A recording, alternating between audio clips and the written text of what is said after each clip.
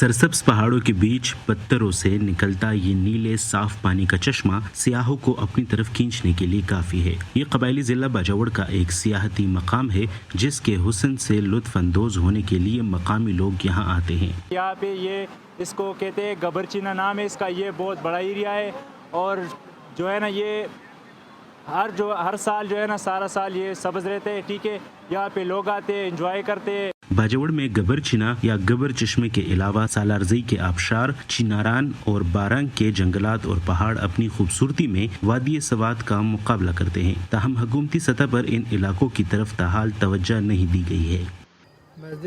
اس علاقے کا نام تخت ہے، یہاں اکثر لوگ سیاحت کے لیے آتے ہیں، تاہم ابھی تک حکومت کی طرف سے کوئی اقدام نہیں لیا گیا کہ یہاں سیاحوں کو سہولیات دی جائے۔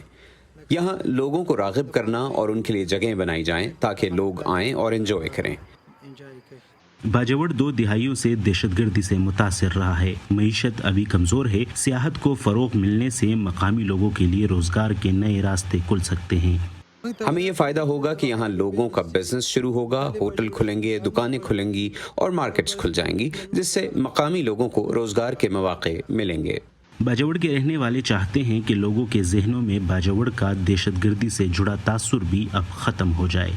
لوگوں کی پہلے تو سڑک کا مسئلہ ہے، ابھی جو کہ بن رہی ہے انشاءاللہ حل ہو جائے گا یہ مسئلہ بھی، اور دوسرا علاقہ چھوٹا ہے، لوگ یہ غلط سمجھ رہے اس کے بارے میں کہ یہاں پہ وہ دہشت گردی ہے، یہ لوگ سیف نہیں ہے، تو انشاءاللہ جب آئیں گے دیکھیں گے تو ان کو ایسا کوئی مسئلہ پیش نہیں آئے گا۔ خیبر پختونخوا حکومت نے گزشتہ مالی سال میں ایکسیلریٹڈ ڈیولپمنٹ پروگرام کے تحت قبائلی علاقوں میں نئے سیاحتی مقامات کی نشاندہی اور وہاں سہولیات کی فراہمی کے لیے 5 ارب روپے مختص کیے۔ امید کی جا رہی ہے کہ آئندہ چند سالوں میں یہ علاقے بھی سیاحوں میں ایک مقبول منزل ہوں گے۔